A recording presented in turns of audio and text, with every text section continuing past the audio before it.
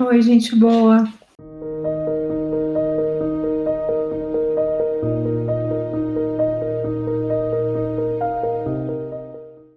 Eu sou médica e eu sou formada pela Universidade de São Paulo, fiz geriatria, me especializei em cuidados paliativos fora do Brasil, com um trajeto bem bonito também dentro da psicologia, na área de intervenções em luto, e todo o meu caminho profissional, ele se vincula à cultura do cuidado.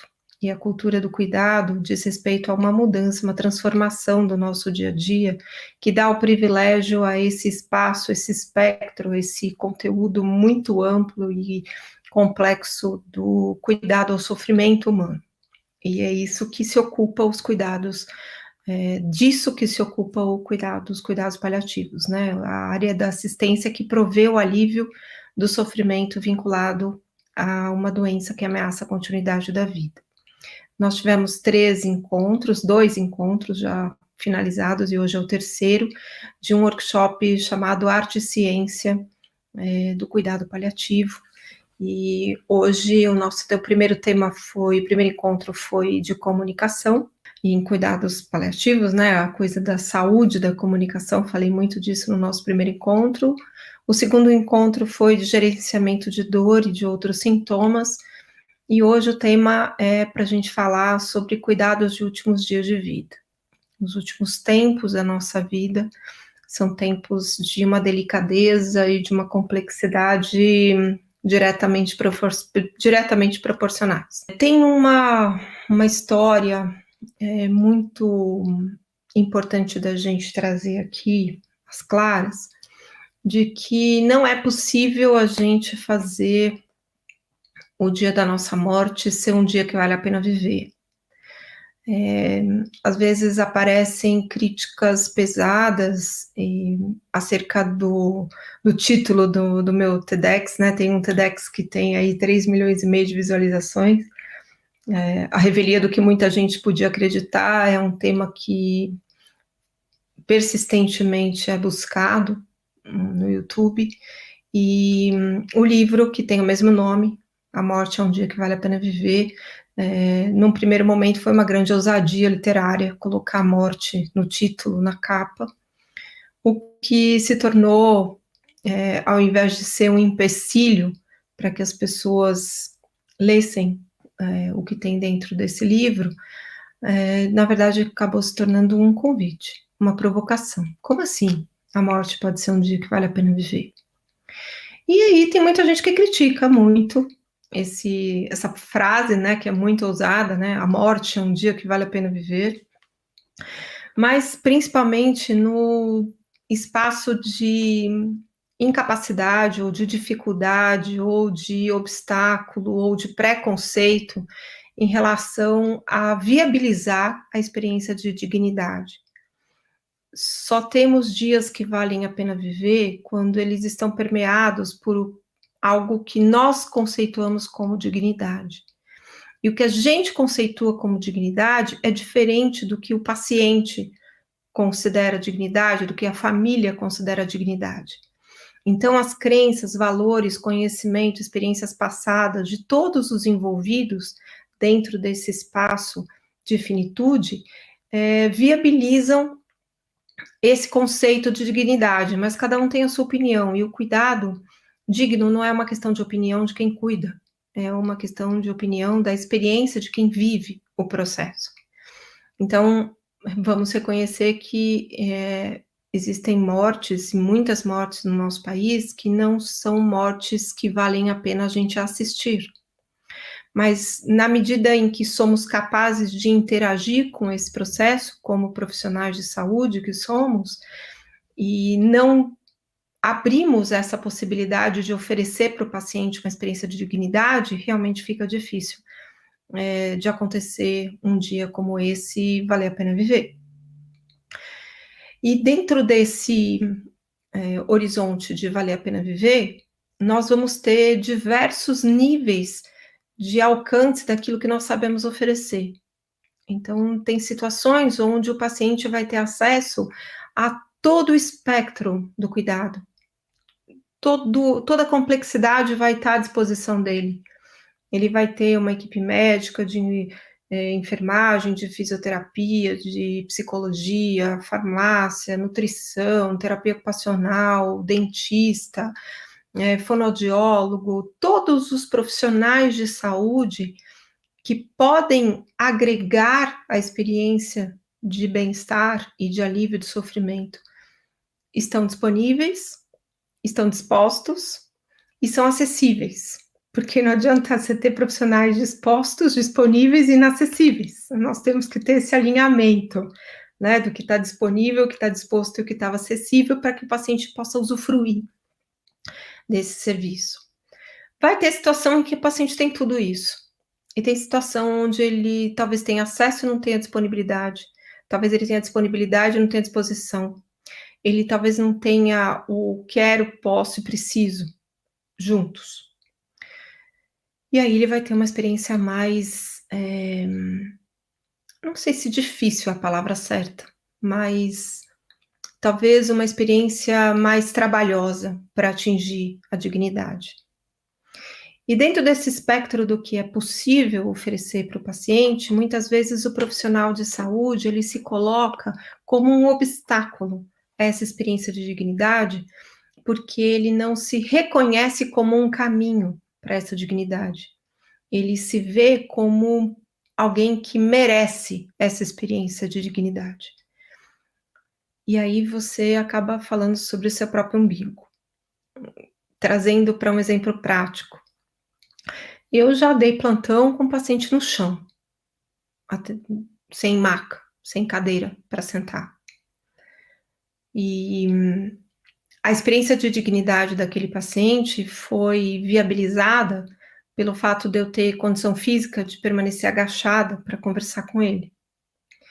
E pelos breves minutos em que eu fiquei agachada conversando com esse paciente, o propósito desse encontro era descobrir o que ele precisava para além de uma maca, porque é óbvio que ele precisava de uma maca. E o meu espaço de indignação existiu. Ele teve um destino? Teve. No dia seguinte, uma conversa com o chefe de plantão, com o chefe de pronto-socorro, e que fui ouvida, mas infelizmente não fui atendida. Mas no momento em que eu estava no atendimento com aquele paciente no chão, a minha indignação não podia permear aquele encontro, porque a indignação seria um obstáculo para que eu alcançasse algum grau de satisfação dentro do que eu poderia oferecer para o paciente, que naquele momento era aqueles poucos minutos de atenção. E que esses poucos minutos de atenção, pelo fato de eu ter agachado e ter conseguido permanecer agachado alguns minutos, eu falo, a gente faz atividade física porque é para ter estrutura física, para dar conta dos desafios do nosso dia a dia. E aí eu tinha performance física para ficar agachada ali no chão, olhando para o paciente e ouvindo dele o que ele mais precisava de mim, além de uma maca. E nesse momento eu descobri que ele estava ali no hospital para esperar um resultado de exame, porque dependendo desse resultado de exame, ele seria um candidato à internação ou não. Ele ia precisar ir para a lista de espera do ambulatório. E aí ele decidiu ficar, porque era melhor ele esperar o resultado do exame ali no chão, do que ele não conseguir entrar de novo naquele pronto-socorro. E aí, quando eu descobri que era isso, perguntei se ele tinha algum outro sintoma de desconforto, ele disse que não, que estava tudo bem, e aí eu disse, olha, talvez eu demore muito para voltar aqui para falar com o senhor de novo. Então, caso o resultado do exame não chegue no meu plantão, talvez eu não volte aqui. O senhor tem certeza que o senhor não está sentindo nada, que o senhor precisa de mim? Ele falou, não, doutora, tranquilo. Pode ir, eu vou rezar pela senhora. E aí, essa experiência de dignidade veio a partir da minha atenção. Eu não fiz nada mais por ele do que dar alguns minutos de atenção para ele naquela condição. E não transformei esse paciente numa experiência indigna para mim, porque eu estava ali de plantão, porque eu escolhi dar plantão naquele lugar, eu escolhi estar ali naquele momento, naquela situação, e eu aceitei aquela condição de trabalho. Então, eu não fui obrigada, eu não estava ali sendo escrava daquele processo, e, enfim, ele estava obrigado, ele não tinha escolha, estava doente, fez um exame, tinha que esperar o resultado. mas eu não estava.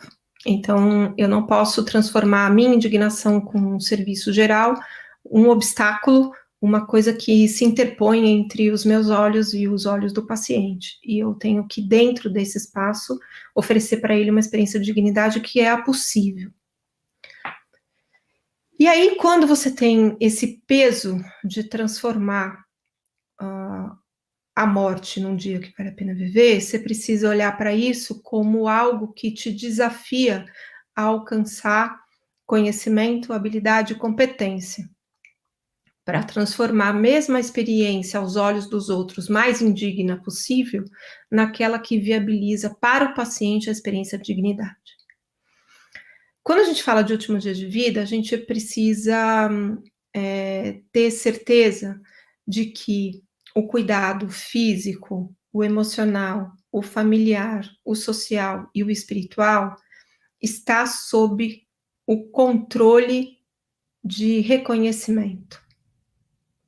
O controle do reconhecimento diz respeito a um conhecimento, uma habilidade e competência do profissional de saúde.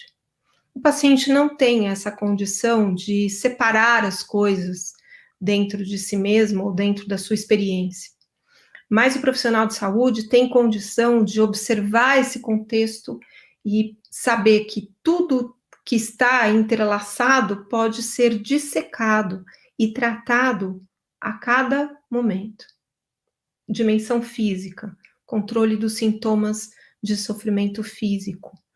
Dimensão emocional, o reconhecimento do sofrimento emocional, muitas vezes, é o caminho para o alívio dele. Tá mesmo muito difícil viver o que você está vivendo. É muito triste viver o que você está vivendo. Não tem como transformar essa experiência em uma experiência boa. Existe a chance de transformar essa experiência numa experiência bondosa, mas não boa.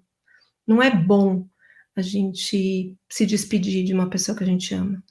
Não é bom a gente se despedir da vida, mas pode existir uma bondade nessa experiência que nos permita experimentar a nossa humanidade, provar dela, sentir o cheiro dessa humanidade, ouvir o som dessa humanidade. Sentir o cheiro, às vezes o cheiro não é bom. Ouvir, às vezes os barulhos não são bonitos. Mas você experimentar essa bondade do cuidado faz com que a parte difícil, as dificuldades desse processo, não é que elas vão ser minimizadas, mas elas vão ser cuidadas. Elas podem ser atravessadas. A gente tem uma travessia para fazer com o paciente nesses últimos dias de vida. E essa travessia não é por uma paisagem belíssima, ela é difícil. E aí, o nosso trabalho como profissionais de saúde é que viabiliza a experiência de bondade e a experiência de beleza desse trajeto. Existe sim beleza nesse momento. E essa beleza, ela só vem à tona nas mãos, no olhar, no conhecimento, na habilidade, na competência de quem sabe lidar com o que é feio, com o que é difícil, com o que é triste. Quem não sabe lidar com isso, aceita a tristeza, aceita a dificuldade, aceita a feiura desse momento com a mesma dificuldade que aceita viver. E aí, para a gente poder, de fato, transformar essa experiência em algo digno, nós precisamos ser capazes de atravessar isso e encontrar essa beleza. Teve uma vez que eu dei uma aula sobre cuidados de fim de vida, e na plateia tinha uma pessoa que foi uma experiência muito interessante, porque era uma pessoa que tinha estado presente na minha história bem no início do meu trabalho, né, no tempo da residência. E aí essa pessoa estava nesse evento e meio que ela se viu obrigada a permanecer ali na primeira fila, porque ia ter uma discussão depois das apresentações, e eu era a última apresentação. Então ela não podia ir embora, ela teria que ficar ali, porque ia ter abertura de perguntas depois. E no início, quando eu cheguei, eu fui toda feliz para encontrar com essa pessoa, e eu senti que ela não ficou muito feliz de me encontrar. Quando você sente, assim, a gente não é tonta, né? Então, eu fui cumprimentar toda, uau, te ver aqui e tal, que bom, que legal. E a pessoa: "Ah, que bom, tá tudo bem com você? Tá tudo bem", ele falando meio entre dentes, assim. E aí eu falei assim: "Eita, acho que não agradei, né, mas tudo bem, né, estamos aqui, faz parte". Dei a aula e falei sobre essa questão do que é o dia que vale a pena viver, que é o dia de uma experiência de dignidade. Que as pessoas criticam, falam assim: "Ana Cláudia, um lindo mundo maravilhoso de Ana Cláudia e tal", né, não tem isso, as pessoas não têm acesso a tudo 100% maravilhoso, não é assim, e não é mesmo. E aí eu dei um exemplo, falei assim: "Vamos supor que eu esteja numa condição, esteja doente, grave uma doença grave, e aí eu vou viajar para dar aula. Vou viajar para dar aula, mas eu vou para um lugar onde ninguém me conhece, ninguém sabe quem eu sou. E eu passo mal no final dessa aula e sou levada para um pronto-socorro público, numa cidade muito pequena, onde um pronto-socorro é eh, muito carente de recursos.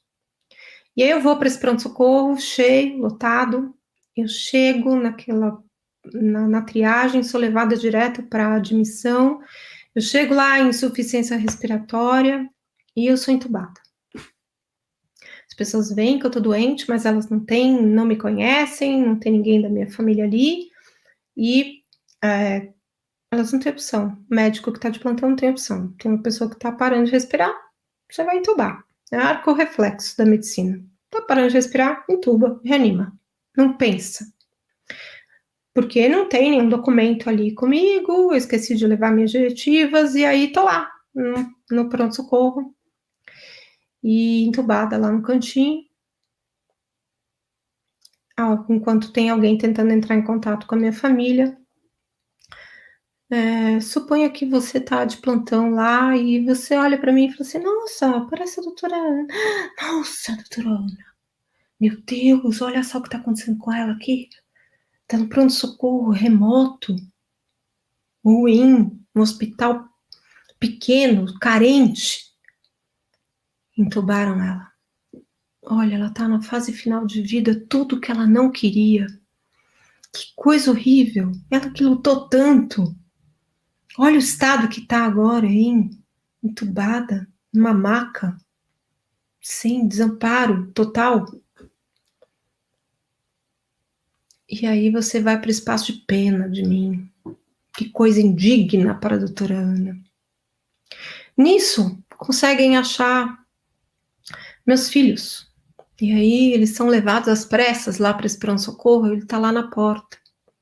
Suponha que minha filha não fosse médica, fosse de outra área que não pudesse entrar no pronto-socorro, ela teria que ficar lá fora. E você que está de plantão, você é um técnico de enfermagem, você é um enfermeiro que está de plantão, você nem é o médico titular, não é o médico de plantão, o responsável por tudo ali. Você é um qualquer, que não tem poder nenhum sobre o meu sofrimento. E aí, se você lembrar de tudo que eu ensinei a minha vida inteira, você vai saber que se você for lá fora e perguntar quem que é a acompanhante da doutora Ana Cláudia, minha filha, meu filho vão levantar a mão, vão querer saber como é que tá a minha mãe, como é que tá a minha mãe. A primeira coisa que você tem que dizer para os meus filhos é que eu estou muito bem cuidada dentro dos recursos que estão disponíveis e acessíveis para mim naquele pronto-socorro. Porque o que estava disponível para mim era alguém que sabia entubar.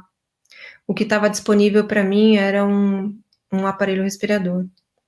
O que eu tinha acesso naquele momento era uma maca e um respirador.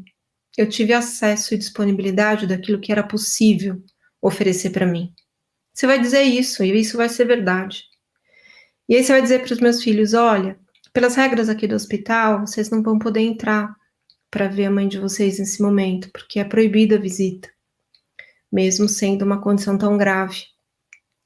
Mas grava para mim um áudio, vocês dois aí, gravem um áudio que eu vou levar lá no ouvido da sua mãe, porque eu aprendi com ela que os últimos sinais, né, os últimos sentidos que desligam é a audição e o tato. E aí eu vou lá e vou dizer para ela que tem um recado de vocês para ela e vou colocar o áudio de vocês lá para ela ouvir. E eles vão gravar uma mensagem para mim, que pode ser de 1 minuto, 2, 30 segundos, pode ser só um eu te amo. E você vai levar isso para eu ouvir. Eu vou estar lá entubada, e aí pode ser que eu morra depois de ouvir a voz deles, porque é a última coisa que eu quero ouvir, é a voz dos meus amados.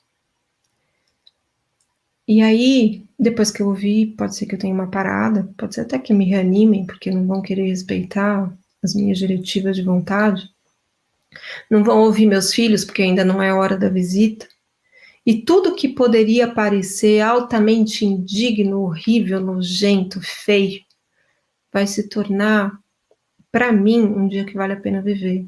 Se a minha morte tiver espaço para que a última coisa que eu viva seja escutar a voz dos meus filhos, que se dane que eu fui entubada, que se dane que eu não recebi o cuidado paliativo que eu tanto lutei para que todo brasileiro tivesse. Isso é irrelevante perto do que eu considero a experiência maior de dignidade para mim, que é ter acesso àquilo que eu amo, que é a presença, ao menos que pela voz, das pessoas que eu amo. Então, quando você é um instrumento que viabiliza o encontro do paciente com aquilo que ele considera digno, você proporciona para o paciente a experiência do dia que vale a pena viver. Que não precisa ser bonito, porque quem está assistindo está achando essa cena horrorosa, está sendo um absurdo. Hoje em dia, o paciente está no chão e o profissional quer fotografar e colocar no Instagram para fazer uma denúncia, mas não agachou ali para conversar com o paciente. Então, se você é o caminho para confusão, você não é um caminho de paz. Você precisa saber qual é a ordem que determina cada um dos teus passos como profissional de saúde e está em primeiro lugar a experiência do cuidado com o paciente. Então, quando você se torna caminho de reconciliação do paciente com a própria vida dele, você não se torna um obstáculo a esse caminho de reconciliação, de pacificação. Eu trouxe esse exemplo nessa aula que eu dei aí, e quando chegou, eu terminei a aula, as pessoas aplaudiram, enfim, ficaram emocionadas com o exemplo. E aí, chegou no final, essa pessoa veio falar comigo, Ana, eu queria primeiro te pedir desculpas por ter te julgado. E te julguei muito mal, por conta do título que você escolheu para levar essa bandeira do cuidado paliativo. E aí eu quero te pedir desculpas, porque você escolheu perfeitamente o caminho de levar essa bandeira. Então, eu queria te agradecer por você ter escolhido esse caminho, porque ele realmente faz sentido. Ele realmente reflete o que você era no seu tempo de residente, e você continua sendo coerente com tudo que você sempre lutou. Essa chance eu tive com essa pessoa, às vezes eu posso não ter com tantas outras, mas a minha preocupação não diz respeito à opinião daqueles que julgam por aquilo que assistem, mas a minha preocupação diz respeito com a experiência daquele que vive o processo. E nós precisamos nos tornar profissionais de saúde capazes de interagir com toda essa diversidade de recursos. Você não pode ser um profissional de saúde que só sabe lidar com o sofrimento humano se você tiver todos os recursos possíveis disponíveis para você utilizar. Você não vai fazer direito isso se você depender da validação de pares ou de superiores. O melhor exemplo que eu tenho para contextualizar isso, tem pessoas que me seguem há muitos anos e já me viram dar esse exemplo, tem outras que estão me seguindo agora, acabaram de chegar na minha vida e vão ouvir essa história pela primeira vez. E aí, para quem já ouviu, vale a pena ouvir de novo, para quem não ouviu, vale a pena você compreender o que eu quero dizer com a formação de cuidado paliativo. Uma formação que te dê competência, te dê habilidade, te dê conhecimento para poder lidar com essas situações, estejam elas acontecendo na comunidade, na favela, estejam elas acontecendo no hospital mais top do país. Sofrimento só muda o endereço e o figurino. Às vezes, o script, as falas, são exatamente idênticas. Muda o sotaque, talvez a gíria, talvez a concordância verbal. Mas o conteúdo, a energia, o caminho, exatamente o mesmo. Somos seres humanos em qualquer faixa etária, em qualquer condição social, em qualquer nível de disponibilidade de recurso financeiro. Todos morrem. E quando morremos, vivenciamos os sofrimentos do mesmo jeito. Tem dor, tem prisão de ventre, tem falta de ar, tem medo, tem mágoa, tem tristeza, tem raiva. Tudo do mesmo jeito. Maior ou menor grau de revolta, maior ou menor grau ou habilidade de lidar com isso, mas somos humanos. Quando eu tenho tempo livre, eu gosto de cozinhar. A parte de preparar o alimento, assim, e oferecer para alguém que eu amo, é uma parte que para mim é muito gostosa de viver. E aí teve um tempo que eu tinha tempo de ficar na televisão. E aí, quando eu tinha esse tempo, eu ficava procurando ali no controle programas de culinária. E um dia, eu sempre tenho essa lembrança de que foi na Discovery que apareceu um concurso de chefes de cozinha. E aí, nesse concurso, a regra era a seguinte: os chefes de cozinha de cada país, assim, de cada cidade top, ia ser enviado para uma cidade em outro país, e ele ia chegar e ele ia ter que cozinhar, não no restaurante mais chique e maravilhoso e cheio de possibilidades de ingredientes, ele ia cozinhar na casa de um nativo. Então, o chefe da França ia para a Índia, o indiano ia para a China, o chinês ia para os Estados Unidos, o americano vinha para o Brasil. Eu acho que eram, sei lá, 7, 8, 9 chefes. E aí eles iam fazer essa troca de países, e aí quando chegasse, ele ia ter que ir na casa de uma pessoa normal, assim, durante a semana, nada de comida no sábado, domingo, assim. Tipo, hoje, segunda-feira, ia aparecer aqui na minha casa um chefe indiano. Ele tinha que cumprir determinadas regras para preparar meu jantar, o jantar do nativo local. Ele não poderia levar nenhum ingrediente e ele não poderia mandar comprar nenhum ingrediente. Ele ia ter que cozinhar com o que tinha na despensa. Aí tem gente aqui que tá falando assim, meu, o cara tava lascado na minha casa agora, porque a geladeira tá vazia, a despensa tá vazia, tem cebola velha e batatas criando galhos na fruteira. Quem nunca, né? Acho que na minha cestinha de legumes já apareceu batata com galhos ali. E aí, na casa de muita gente, é isso que acontece. E aí, esse chefe de cozinha ia ter que chegar na casa da pessoa, nativo local, e fazer o jantar. Ganhava o concurso quem recebesse a melhor avaliação de quem comeu a comida. Sem ser crítico de gastronomia, sem ser chefe, sem ser nada. Uma pessoa do mundo. Se você for bom o suficiente para cozinhar bem, sem nada, você é um cara muito bom.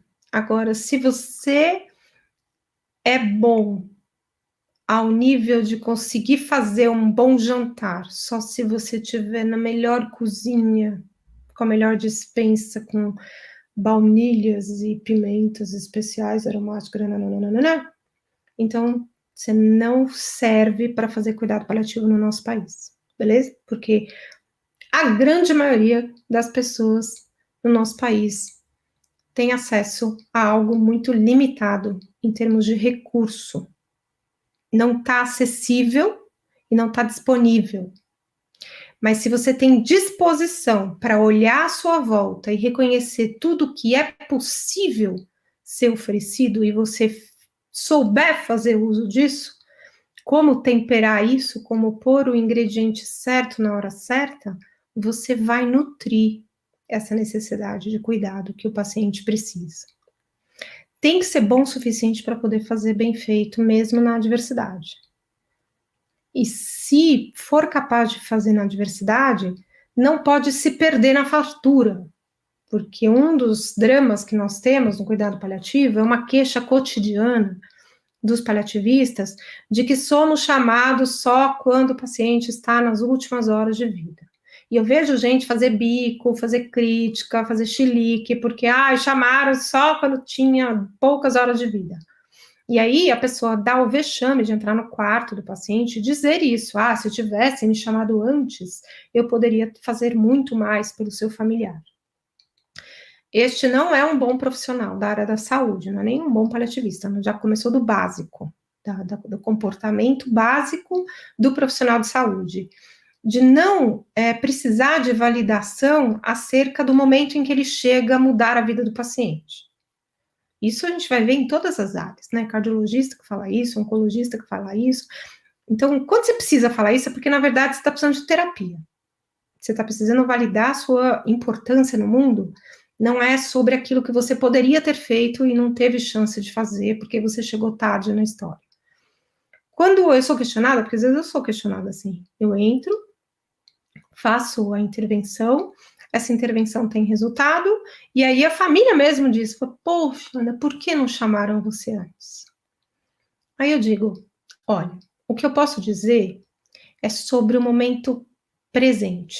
Então eu costumo dizer, a festa começa quando eu chego, a festa comigo começa quando eu chego.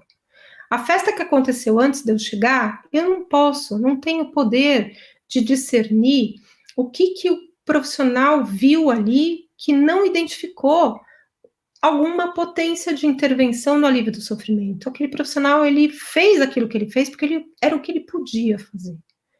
Eu não vou mais para o lado de chamar atenção do que poderia ter sido feito. Eu falo agora do que pode ser feito a partir de agora. Então, quando eu chego, eu sei o que fazer. Se me chamarem 5 minutos antes da morte, eu sei o que fazer com 5 minutos. Eu não vou perder metade desse tempo dizendo que eu precisava de mais tempo. Saca? Eu tenho aquele tempo e é isso que eu tenho. E eu vou fazer o que é possível fazer nesse tempo. Não é o meu papel invalidar o momento em que eu chego. O meu papel é transformar a cultura pela educação de que é possível você alcançar melhores resultados do cuidado paliativo se a chegada no cuidado for mais precoce do que na reta final. Mas a reta final faz parte de toda a jornada, o caminho inclui a reta final. E se inclui a reta final, é da minha competência lidar com isso, sem reclamar. Chamaram só agora? Eu sinto muito quando eu chego num caso que não dá tempo de eu entrar.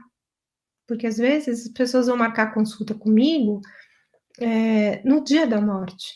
E aí não dá tempo. A pessoa manda mensagem para mim no sábado à noite, querendo, pelo amor de Deus, faz o encaixe de consulta, eu encaixo para terça, o paciente morreu domingo. Eu entendo que a decisão de me chamar já é um processo terapêutico no sentido da aceitação. Quando você vai buscar o cuidado paliativo, você já passou por um processo decisório que te impulsionou a ir agendar. Muita gente não consegue chegar nesse dia do encontro, porque decidiu no momento muito próximo da morte. Mas esse processo de decisão, ele já traz algum grau de compreensão da importância desse momento, da necessidade do cuidado, do que se pode fazer, ou pelo menos de se perguntar o que se pode fazer para cuidar melhor daquele ente querido. E até que as pessoas associem o cuidado paliativo com uma vida que vale a pena viver, elas ficam com medo de que a morte possa ser um dia que vale a pena viver. Mas a morte está dentro desse último dia. A gente vai ter, o nosso último dia vai ser um dia incompleto. Eu não sei que horas que eu vou morrer. Eu posso morrer meia-noite e meia, e aí eu teria um dia inteiro pela frente. Eu posso morrer às 11h30 da noite, e aí não deu tempo de eu chegar no dia seguinte. Vão ser dias incompletos, mas até que você tome consciência de que o dia pode não se completar, você vive nessa ilusão da eternidade. E que sempre vai ter alguma coisa, mais um dia para viver, para dar tempo de você pensar que tem alguma coisa para ser feita. Vivemos no momento onde os pacientes e os familiares têm mais consciência da importância desse cuidado do que os profissionais de saúde. Eu espero, acredito e trabalho incansavelmente para que esse dia seja um dia que coincida, que o paciente e a família reconheçam e o profissional que está liderando esse cuidado recomende o cuidado paliativo. Os últimos dias da vida de uma pessoa pode dar sentido a toda uma existência dela, sem necessariamente precisar consertar passado. A gente tem condição de transformar o momento presente. E esse momento presente sendo transformado para um espaço onde prevaleça a experiência de dignidade é algo que está acessível para todo mundo. Mesmo numa situação muito difícil, sem acessibilidade, sem disponibilidade de recursos, você ter um profissional disposto a oferecer o melhor dele e olhar em volta e ver o que tem de recurso possível naquele espaço que o paciente tem disponível, é fundamental para que essa experiência de dignidade realmente aconteça. Então, cuidados de últimos dias de vida podem salvar a vida biográfica de um paciente. E esse momento, ele tem uma sacralidade do conhecimento da ciência e uma sacralidade da experiência humana, de reconhecer dentro do caos onde que a gente cria a solução. Porque a criação não vem da intuição, não vem do nada. A criação vem da sua capacidade de olhar em volta e identificar aquilo que se torna recurso. Nem que seja a tua capacidade de agachar e olhar nos olhos para quem que não pode mais, não consegue mais levantar do chão, tá? Era esse o movimento para o nosso encontro de hoje. E aí a gente vai falar agora sobre os próximos passos da formação de paliativista. Bom, gente boa, finalmente chegamos no grande momento de explicar em detalhes para todos aí como é que vai ser a nossa pós-graduação em cuidados paliativos da Casa do Cuidado. Para quem que é essa pós-graduação? É uma pós direcionada para profissionais de saúde que já tenham finalizado a graduação. Dentre os ex-alunos, temos médicos, enfermeiros, psicólogos, dentistas, fisioterapeutas, fonoaudiólogos, terapeuta ocupacional, capelão, farmacêutico, nutricionista, todos os profissionais que podem se envolver nos cuidados de um paciente que enfrenta uma doença que ameaça a continuidade da vida e que sofre, são bem-vindos nessa pós-graduação. A avaliação da candidatura. Por que nós vamos fazer essa avaliação? Não dá só para as pessoas desejarem, eu quero fazer, vou fazer. Você tem que saber se você tem disponibilidade para se dedicar 12 meses para esse conhecimento, para desenvolver essa habilidade, essa competência. Nós precisamos saber de onde você vem. Então, diploma de graduação precisa ser enviado. Nós precisamos saber o que você construiu na tua carreira até agora em relação a esse propósito, esse caminho do cuidar. Não precisa ter feito outro curso de pós-graduação de cuidado paliativo, mas no teu currículo vai ser muito interessante que você tenha a clareza de que você se importa com cuidado. O que você se dedicou a estudar, a compor, a trabalhar para se dedicar a cuidar das pessoas? E você vai ter que anexar uma carta de intenção. Esse é o grande diamante, que realmente sabe escolher as pessoas que têm condição de cumprir esse propósito, de se aprofundar nesse cuidado paliativo, nesse conhecimento do cuidado paliativo. Na carta de intenção, você vai explicar para a gente por que você está aqui, por que você assistiu esses workshops, por que você acompanha o conhecimento, a, a divulgação, o propósito, a leitura, os vídeos, tudo relacionado a cuidado paliativo. O que te move a estar aqui conosco? O que vai prover força, determinação, energia para você se dedicar a essa pós-graduação? Tem que escrever isso na carta de intenção. Não vai escrever na carta de intenção que você acha lindo o cuidado paliativo, porque se você achasse feio, você não estava tentando se inscrever nessa pós-graduação. Então não vai no óbvio, vai no seu coração.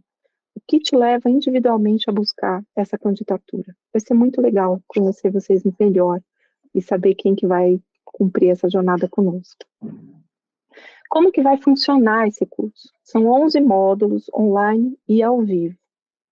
A gente vai ter um módulo extra que está gravado e que vai compor o conhecimento. Então, ao longo do curso, são 12 módulos. São 11 online ao vivo e um que está gravado. Orientação personalizada. A gente tem uma estrutura de cuidados dentro da Casa do Cuidar, cuidados com conhecimento dos nossos alunos, que a gente chama de tutoria. Essa tutoria é com um grupo menor de alunos, 10 a 15 alunos, que tem encontros mensais com professores tutores. E a gente também tem um grupo de WhatsApp para tirar dúvida. Temos discussões de caso, mais os relatórios de vida. O relatório de vida talvez seja o aprendizado mais importante que vocês vão adquirir nesse curso. Vocês vão aprender como fazer uma anamnese e fazer um raciocínio clínico, diagnóstico, com proposta terapêutica de intervenção, meta do cuidado, com essa visão Casa do Cuidar, cuidado paliativo. Nós temos guias de estudo, tem o certificado de 410 horas de estudo e o acesso às aulas por 24 meses. Algumas habilidades que a gente se propõe a ensinar e que vocês vão adquirir. Como que se comunica, de fato, com pacientes e familiares, que não é só conteúdo informativo. Como que é a comunicação compassiva, eficiente, realmente clara com pacientes e familiares. Cuidados específicos para últimos dias de vida. Como que nós vamos agir eticamente em cuidados paliativos? Compreendendo melhor o que é o processo de morte. Sabendo lidar com o luto e com a perda. Fazendo gerenciamento de dor e de outros sintomas. Como que nós vamos nos cuidar nesse processo? Uma das características mais potentes dos cursos da Casa do Cuidar é o módulo que a gente tem em cada mês. Dentro de cada módulo tem pequenos módulos e esses módulos são dedicados a autocuidado. Nenhum aluno nosso sai do curso sem saber como se cuidar. Tem pessoas que sabem e não cumprem, mas muitas vezes elas não sabem e a gente ensina como é esse caminho do autocuidado. Conhecimentos específicos para cada profissão envolvida nesse cuidado do paciente que enfrenta uma doença que ameaça a continuidade da vida e que sofre. Intervenções medicamentosas e não medicamentosas para cada um dos sofrimentos e como lidar com tudo isso, cuidando das pessoas sem absorver esse sofrimento. Avisos finais. Primeiro aviso. As vagas são limitadas, não tem vagas infindáveis. A gente precisa ter segurança de que o que a gente vai oferecer realmente é algo que vai dar segurança para os alunos de aprendizado e de habilidade desenvolvida, então não tem um número infinito de vagas. Para receber o link da aplicação 1 hora antes, precisa fazer a pré-inscrição e o link vai estar nessa tela. E o segundo grande aviso, para quem realizar a aplicação na segunda-feira, tem um presente bem legal. Eu acho que vale a pena não perder isso. Bom, pós-graduação em cuidados paliativos Casa do Cuidar, com o selo do MEC nesse ano. As inscrições abertas na segunda-feira, link na bio, link de WhatsApp e e-mail. Vejo vocês em breve. Oi, meu nome é Simone, eu tenho 39 anos, eu sou aluna do curso de pós-graduação de cuidado paliativo da Casa do Cuidar e eu sou médica e o curso tem sido de extrema importância para mim, não só na minha prática de trabalho, mas para minha vida, porque o curso ele dá uma ferramenta importantíssima para a gente que é uma mudança de olhar. Né? A gente, às vezes, nos cursos de saúde, a gente aprende a cuidar baseado na doença, né, na enfermidade, uma parte muito pequena do ser humano. Enquanto que no curso a gente aprende a enxergar o outro na sua totalidade, com todas as suas belezas, né, assim como seu sofrimento. Então ele dá essa noção de o quanto é uma honra poder cuidar e entrar e conhecer o que é sagrado para um outro ser humano, que muitas vezes tem relação com o que é sagrado para a gente também. Então eu acho o curso uma mudança de paradigma muito grande e que melhora as nossas relações, inclusive, né, a relação de trabalho, a relação na vida, porque você começa a ter um novo olhar para si, enquanto cuidador, e que merece cuidado. Uma das partes mais importantes que eu vejo no curso é o cuidando de quem cuida, são as ferramentas que a gente tem para poder estar bem, para poder auxiliar o outro ali num momento talvez de grande sofrimento, né? Então a gente saber adentrar ali o espaço do outro com respeito, com cuidado, né, com generosidade, e ao mesmo tempo a gente saber onde a gente tá com o nosso coração no lugar para que tenha algum resultado positivo disso tudo. Então eu sinto que o curso ele destranca, ela tem chaves para destrancar algumas particularidades que ficam um pouco esquecidas às vezes no nosso dia a dia de cuidado, né? Então, assim, ele destranca a nossa vulnerabilidade, ele faz a gente entender o que é compaixão, o quanto a compaixão é importante, né? Quais são os perigos da empatia, inclusive, fazer essa distinção. Então, a gente é muito rico, é um curso muito rico de conceitos para a vida, né? Eu acho que é um curso de formação de ser humano, eu acho que principalmente isso.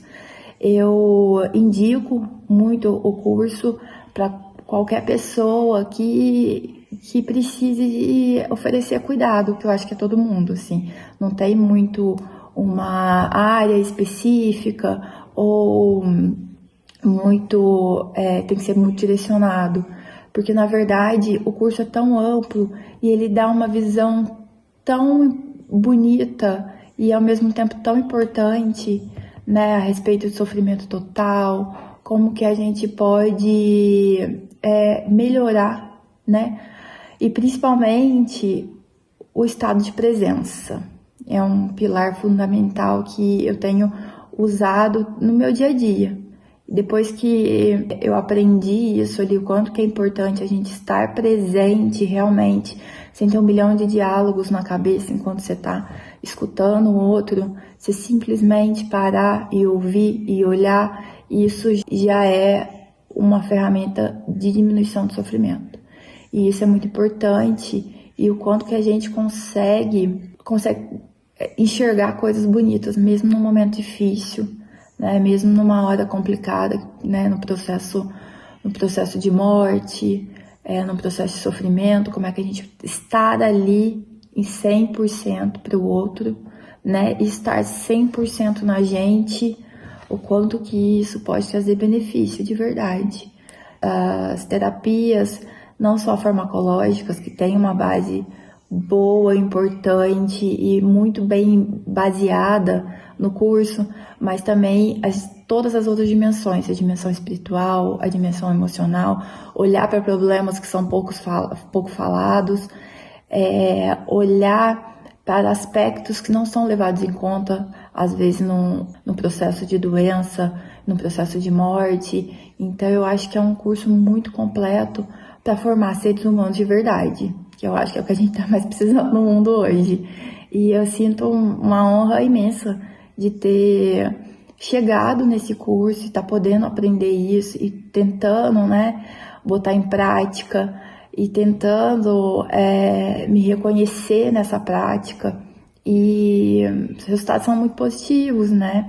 Às vezes, esse simples estar presente já é um resultado maravilhoso, assim, a gente já tem um retorno imediato. Falar do curso de cuidados paliativos realizado pela Casa do Cuidar é muito fácil para mim, porque transformou a pessoa que eu sou, como também a médica que eu atuo. Eu já tinha uma formação prévia de medicina de família e comunidade, então eu já tinha uma formação que me ensinou a fazer um método centrado na pessoa. E isso para mim foi um divisor de águas. Sair da faculdade de medicina, onde a gente centra a nossa anamnese, nosso exame físico, centra em diagnóstico e em tratamento baseado em doença, e quando a gente faz uma especialidade que ela nos conduz a olhar para a pessoa, mesmo sendo médico, mesmo sendo formada para ser competente em tratar doenças, resgatou o humano dentro de mim.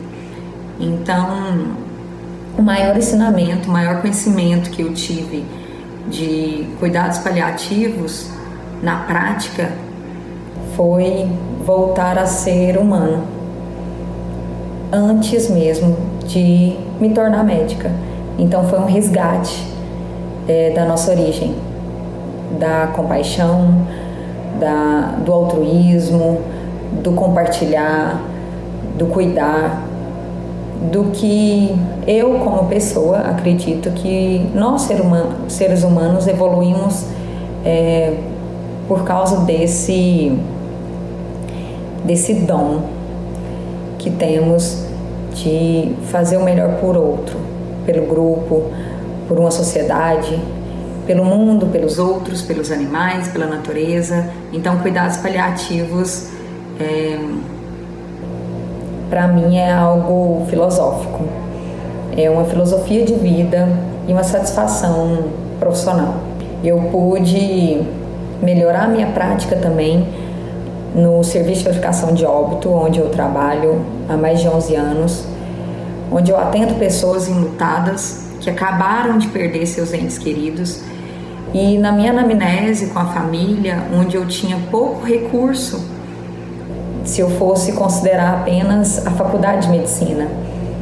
E então o cuidados paliativo me trouxe uma gama de possibilidades, de recursos que durante o meu trabalho, depois que a pessoa faleceu, eu mesmo assim, como paliativista, saber o que fazer com essa família, acolher os familiares e amigos enlutados, direcionar um bom exame, caso precise, uma investigação da causa do óbito. Então, eu não tenho palavras para descrever o quanto o meu trabalho, depois de mais de uma década, melhorou devido aos cuidados paliativos.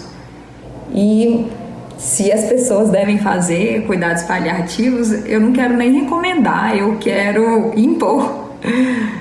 Se fosse possível, está na grade curricular, eu colocaria junto com anatomia, fisiologia e cuidados paliativos como matéria básica, como aprender a ser um profissional de saúde que trate, que diagnostica, que conversa, que conduz e que tem um raciocínio clínico baseado no humano, mas que tem competência, obviamente, com as doenças que surgem.